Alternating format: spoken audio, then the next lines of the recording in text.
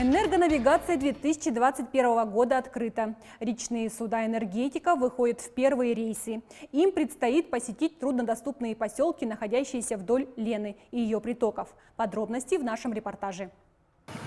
В затоне реки Лены напряженная пора. Речники готовятся к выходу в первые рейсы. Они завершают ремонт и модернизацию теплоходов.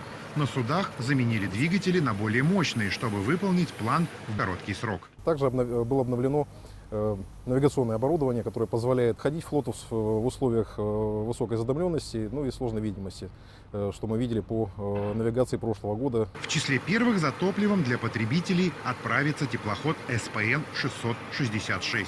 Ему предстоит сделать несколько рейсов по реке Алдан. Это крупнейший приток Лены, и он может преподнести немало сюрпризов команде.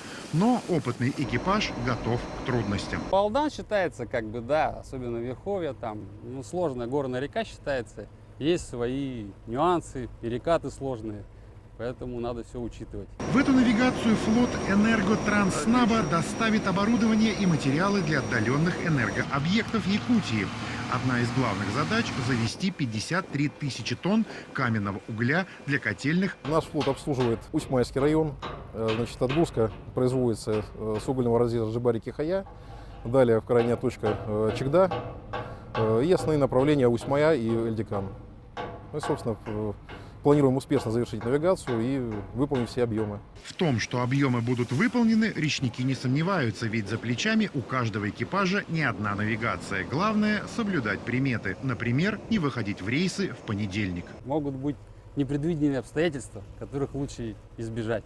Поэтому, если на понедельник получается, то понедельник заканчивается и с нулей выходим. По плану уже 5 июня первый теплоход встанет на погрузку, а затем пойдет в пункт назначения.